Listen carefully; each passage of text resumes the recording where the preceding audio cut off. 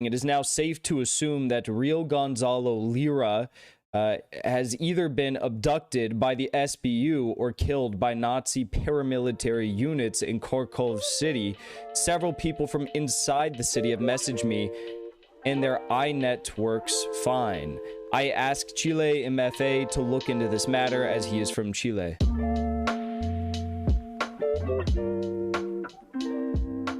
This is really scary stuff, you guys. For those of you who don't know, Gonzalo Lira is a man who's living in Ukraine. He's someone who's done absolutely stellar Ukraine coverage. He's a popular YouTuber, and since the special military operation began in Ukraine, he's been providing pretty expert analysis on the ground as to what's been going on in Ukraine and with the Russian military. And God, I'm just thinking right now, I mean, I was just messaging him the other day. I want to see when the last message we sent was. He has been missing for 2 days and 6 hours, I guess. The last that he messaged me was, yeah, it would have been Friday his time. So Friday his time was the last we message. He was supposed to come on the show here either this past Thursday, I was telling you guys, and then we didn't get our schedules lined up perfectly, and we were like, oh, you know what, let's do it this weekend. And I haven't heard from him. And I sent him a few messages, actually. Now that I see, I did respond to him, and I haven't heard from him. Now, you guys, I come straight on the stream. You guys are telling me that he's been missing on a few shows now. So this is his YouTube account. You've probably seen it right here, Gonzalo Lira. He, debunked the James Vasquez story. He's done a lot of good coverage. He's I think he had a video removed around Busha, right? Because he did such a good video on Busha that I'm pretty sure they actually took it down. YouTube took it down, exposing the lies about Busha.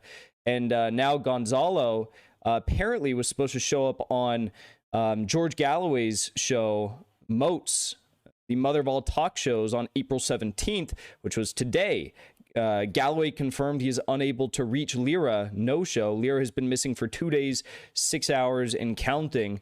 And just to confirm for those of you that are interested, yeah, the last time I got a message from him was Thursday, Los Angeles time at 1:58 a.m. Okay? Thursday, 1:58 a.m. Los Angeles time.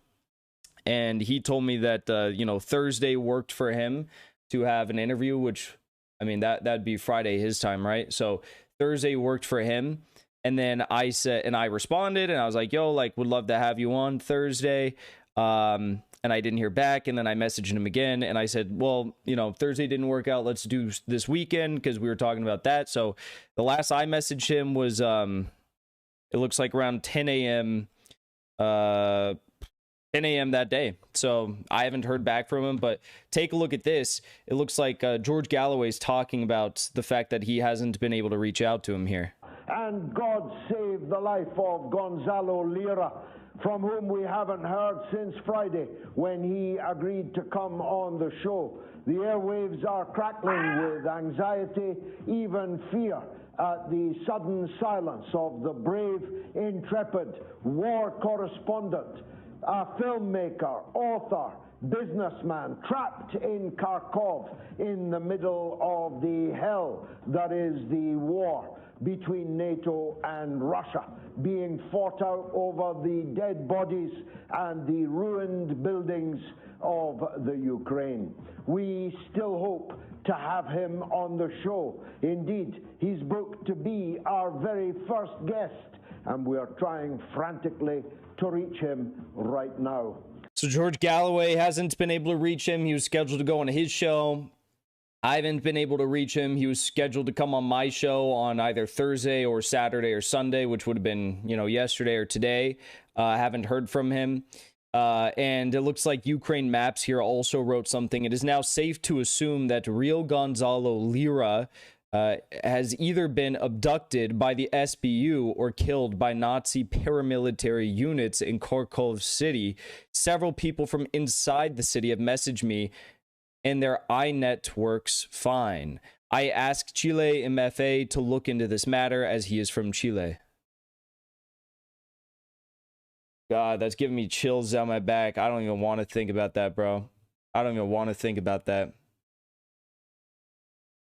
I hope nothing but the best for Gonzalo. I hope he's all right. Scary stuff. I didn't even know that, you know, I just recently, you know, started following him, and, you know, we reach out to each other and stuff like that, and he was interested in coming on the show or having me on his show. So I don't know him. I don't know friends of his. I'll do my best to send him messages and stuff, but you know, there's not a whole lot I can do other than just hope for the best. And, you know, we'll continue to, I'll update you guys as soon as I hear anything. But that's a really scary story, and I hope he's all right. You know, he's doing great work out there, and it's very dangerous. And these Nazis, they don't care. You know, they have no regard for human life. They have no regard for civilians. They have no regard for grandmothers that we've seen. I mean, we've watched countless videos of civilians in Mariupol, in particular, civilians, grandmothers, old grandpas, children, just all tortured, harassed, abused, shot.